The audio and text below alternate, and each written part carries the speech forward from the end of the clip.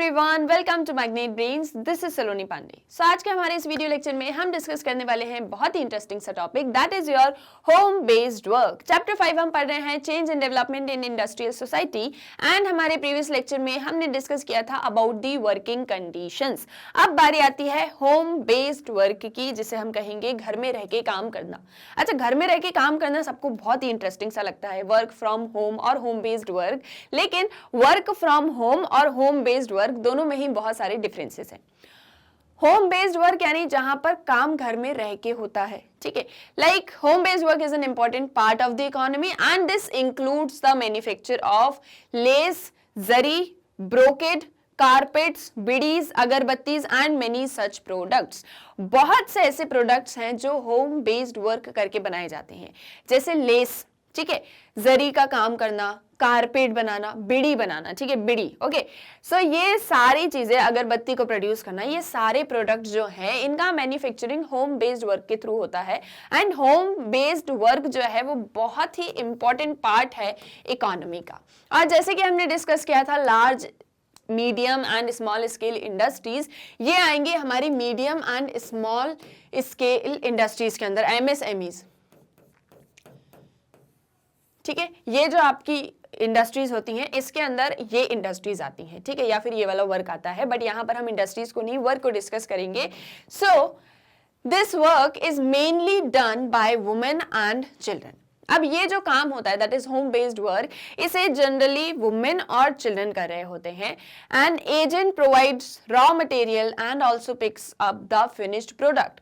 एक एजेंट होता है जो यहाँ पे घर घर जाके लोगों को रॉ मटेरियल प्रोवाइड करता है, जो भी उनको जरूरत है उस एक चीज की, और उनसे जब फिनिश्ड प्रोडक्ट बन जाता है तो उसे लेके भी जाता है, ठीक है। जैसे suppose I am an agent, so मुझे पता है कि इस वाले घर में जो है, मान लीजिए लेस का काम होता है, ठीक है। सो लेस, आप जो लेस खाते हो वो वाले लेस नहीं, जो लेस कपड़ों में लगती है और बहुत सी चीजों में लेस जो यूज होती है उस लेस की हम यहाँ पर बात कर रहे हैं, ठीक है।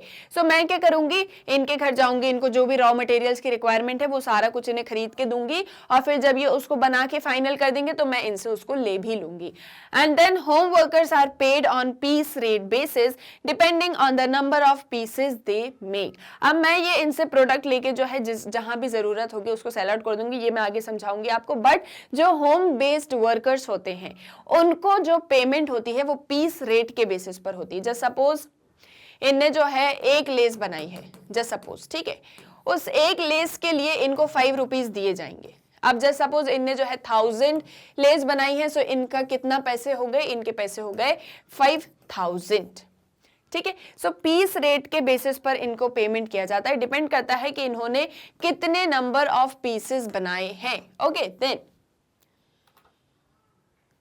Late us look at the bidi industry. अब हम यहाँ पर एक एग्जांपल लेने वाले हैं बिड़ी इंडस्ट्री का, और इसके थ्रू हम समझेंगे कि होम बेस्ड वर्क क्या होता है और इसमें क्या new criterias at present add on हुए हैं। क्लियर है आपको होम बेस्ड वर्क क्या होता है, इसके अंदर किस तरह के प्रोडक्ट्स बनाए जाते हैं और कैसे काम होता है। Someone is a agent who is giving raw materials and taking finished products from those workers. Now in bidi industry the process of making bidi starts in forested villages where villagers pluck tendu leaves and sell it to the forest department or a private contractor who in turn sells it to the forest department। अब देखो ये एक story के through आपको समझना है। जैसे suppose ये फॉरेस्ट है, ठीक है। सो विलेजर्स क्या करेंगे, इन फॉरेस्ट में जाएंगे, यहाँ से जो तेंदू लीव्स होती हैं, जैसे तेंदू पत्ता भी कहा जाता है हिंदी में, उसको कलेक्ट करेंगे, ठीक है। उस तेंदू पत्ते को कलेक्ट करेंगे और फिर जो फॉरेस्ट डिपार्टमेंट होगा या तो डायरेक्टली उसको दे देंगे। विलेजर्स, इन्होंने तेंदू लीव्स को कलेक्ट किया, फिर इन्होंने दे दिया या तो फॉरेस्ट डिपार्टमेंट को या फिर कॉन्ट्रैक्टर को। अगर इन्होंने कॉन्ट्रैक्टर को दिया है तो फिर कॉन्ट्रैक्टर फॉरेस्ट डिपार्टमेंट को सेल करेगा, या विलेजर चाहें तो डायरेक्टली फॉरेस्ट डिपार्टमेंट को भी दे सकते हैं। On average, a person can collect 100 bundles of 50 leaves each a day. एक पर्सन जो है वो एटलीस्ट 100 बंडल्स एक दिन में कलेक्ट कर सकता है तेंदू लीव्स के, जिसमें एक बंडल के अंदर जो है 50 लीव्स होती हैं। सो 100 बंडल्स भी वो कलेक्ट कर सकता है, जिसमें हर एक बंडल के अंदर जो है 50-50 लीव्स होने वाली है। The government then auctions the leave to bidi factory owners who give it to the contractors. अब फिर इसके बाद में क्या हुआ, फॉरेस्ट डिपार्टमेंट कॉन्ट्रैक्टर के पास में, फॉरेस्ट डिपार्टमेंट के पास में है यानी गवर्नमेंट के पास में है। अब क्या करती है गवर्नमेंट, ऑक्शन करती है इन लीव्स को बिडी फैक्ट्री ओनर्स को। अब ये फैक्ट्री ओनर है, सो गवर्नमेंट क्या करेगी, ऑक्शन करेगी यानी कि बोली लगाएगी कि ये इतनी पत्ती है और इसकी इतनी इतनी बोली है। अब जो भी फैक्ट्री ओनर होंगे, बहुत सारे होंगे क्योंकि ऑक्शनिंग हो रही है मतलब बहुत सारे फैक्ट्री ओनर्स होंगे, वो फिर इसको परचेस कर लेंगे। ठीक है, किससे परचेस कर लेंगे, गवर्नमेंट से, या फिर जैसे सपोज फैक्ट्री ओनर की जगह कोई कॉन्ट्रैक्टर है तो कॉन्ट्रैक्टर परचेस करके फिर फैक्ट्री ओनर को दे देगा। ठीक है, यानी कॉन्ट्रैक्टर का रोल जो है वो हमें यहां भी देखने को मिल रहा है। Then the contractor in turn supplies tobacco and leaves to home based workers। अब देखो दो चीजें हो सकती हैं, या तो अब देखो ये विलेजर्स हैं, इन्होंने तेंदू लीव्स को कलेक्ट किया, ठीक है, फिर इन्होंने किसको दे दिया, या तो फॉरेस्ट डिपार्टमेंट को या फिर कॉन्ट्रैक्टर को। अगर कॉन्ट्रैक्टर को दिया है तो कॉन्ट्रैक्टर फॉरेस्ट डिपार्टमेंट को सेल कर देगा। ये कौन है, गवर्नमेंट ही है। ठीक है, इनडायरेक्टली है तो गवर्नमेंट ही, गवर्नमेंट इसकी करेगी ऑक्शनिंग। क्या करेगी गवर्नमेंट, ऑक्शन करेगी।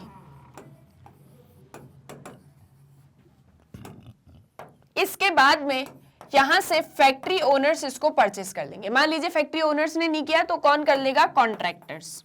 यहां भी कॉन्ट्रैक्टर्स होंगे। अब ये कॉन्ट्रैक्टर्स क्या करेंगे, इन बीड़ी लीव्स का, leaves, bidi leaves I mean tendu leaves का, तेंदू लीव्स को और टोबैको, इन दोनों को होम बेस्ड वर्कर्स को दे देंगे। किसको दे देंगे, होम बेस्ड वर्कर्स को। क्या क्या देंगे, एक तो लीव्स, तेंदू लीव्स दे देंगे प्लस टोबैको। ठीक है, जो टोबैको इस लीव्स के अंदर भरा जाना है वो दे देंगे होम बेस्ड वर्कर्स को। Now these workers mostly women. अब ये जो वर्कर्स हैं मोस्टली वुमेन ही होती हैं। ये बीड़ी को रोल करेंगी सबसे पहले, फिर उसके अंदर लीव्स को डैम्पन करेंगी। ठीक है, फिर उसको कट करेंगी, फिर उसमें टोबैको को फिल करेंगी इवनली और फिर उसको टाई कर देंगी थ्रेड से। तो जिस भी तरह से बीड़ी बनती है वो पूरा काम करने वाली है ये होम बेस्ड वर्कर्स और दी वुमेन्स।